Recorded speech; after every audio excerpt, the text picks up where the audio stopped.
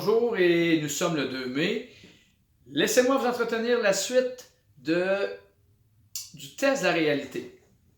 On est toujours dans la capacité d'accepter, cette capacité à développer pour avoir une meilleure endurance mentale, développer résilience et motivation. Hier, on a vu deux questions à se poser afin d'aller découvrir s'il y a une croyance souche perturbatrice. On a pris l'exemple de la pluie. Les deux premières questions étaient, donc l'exemple de la pluie, c'était, si vous vous souvenez, je suis quelqu'un qui tombe en vacances, il a fait beau tout l'été, et là, finalement, j'arrive à mes vacances et il pleut, et là, je commence à devenir tendu avec ça, je suis maugréant, etc. Et là, je me souviens du test de la réalité et je me pose deux premières questions pour me calmer. Est-ce vrai qu'il pleut? Oui. Est-ce vraiment vrai? Je deviens un peu relâché. Quand j'ai deux oui, c'est un symptôme, un signe, un indicateur qu'il y a une émotion ou une croyance souche qui perturbe. Donc, oui, c'est vrai qu'il pleut. Est-ce vraiment vrai? Oui.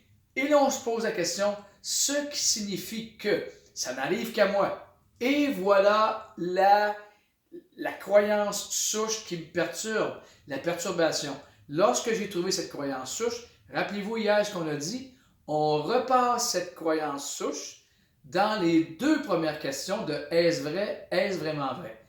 Allons voir, est-ce vrai que ça n'arrive qu'à moi? La réponse, c'est non. Est-ce vraiment vrai que ça n'arrive qu'à moi? La réponse, comme on a dit hier, est encore non. À ce moment-là, on enchaîne, et c'est, je dirais, le sujet d'aujourd'hui, on enchaîne avec la troisième et la quatrième question. Qu'est-ce qui se passe? Qu'est-ce que je sens? Comment est-ce que je me sens quand je crois que ça n'arrive qu'à moi? Et là, vous pouvez répondre avec les émotions, les ressentis physiques, etc. Et qu'est-ce que je me mets à faire? Comment est-ce que je me mets à agir? Quel comportement je vais emprunter? Comment je vais agir avec les autres quand je crois ce mensonge-là que ça n'arrive qu'à moi? Une fois que c'est répondu, on repasse ces deux questions-là, mais en inversant le ressenti. Allons voir. Si je ne croyais pas ça, parce que c'est un mensonge, si je ne croyais pas ça que ça n'arrive qu'à moi, comment est-ce que je me sentirais? Alors les réponses peuvent être multiples. Plus calme, moins tendu, plus joyeux ou moins en colère, etc. Je serais plus dégagé, plus relâché. Et la dernière question, qu'est-ce que je me mettrais à faire? Quels seraient mes comportements, mes agissements si je ne croyais pas ce mensonge-là que ça n'arrive qu'à moi? Et à ce moment-là, lorsque vous posez ces questions-là, vous commencez à voir apparaître, je dirais, une ouverture. Il commence à avoir une ouverture dans votre registre d'émotions, de comportements. Et encore là, c'est peut-être pas spectaculaire, mais ça nous aide à être un peu plus calme et à avoir d'autres options. Maintenant, cette technique que l'on appelle, c'est pas une technique qui vient de moi, c'est une technique d'une dame que j'ai connue à Toronto il y a plusieurs années qui s'appelle Mme Byron Katie. Mme Katie elle a une histoire extraordinaire. Mme Katie, elle a été en psychiatrie. En tout cas, vous pourrez lire ça. Elle est sur YouTube. Tapez Byron Katie. Et elle a mis au point cette technique, qui est une technique, je dirais, qui était accessible aux gens sur la restructuration cognitive qu'on a déjà vu dans d'autres capsules, d'une façon plus thérapeutique. Et elle a repris cette grande technique-là, le grand tableau 7 colonnes qu'on a déjà vu, sous 4 questions que je viens de vous montrer. Donc, elle a baptisé cette technique The Work.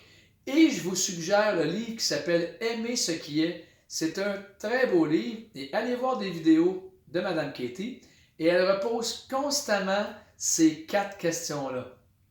Une superbe dame, très intéressante, très douce, avec le cœur grand comme une montagne. Et voici ce que je vous dis en terminant. Est-ce vrai? Est-ce vraiment vrai? Et comment est-ce que je me sens quand je crois ce mensonge-là, cette croyance souche-là, perturbatrice?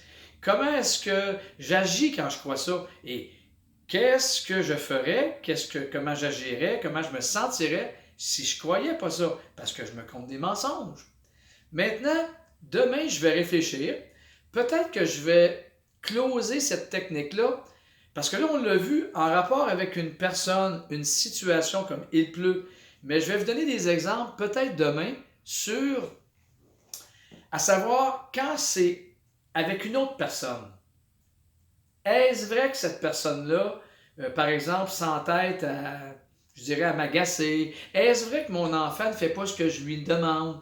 On va aller voir ça en passant rapidement les 4 questions et aussi envers vous. Exemple, vous êtes couché, vous trouvez que vous vous reposez trop, et là vous vous dites que vous êtes lâche. Est-ce vrai que je suis lâche? Demain, oui, je pense que plus je vous en parle, plus demain on va faire une boucle en tournant, en testant cette technique-là de Byron Katie envers moi et envers les autres. J'ai bien hâte de vous retrouver demain. Au revoir et je vous souhaite une très bonne journée, une très belle fin de soirée. Je vous adore tous, hein?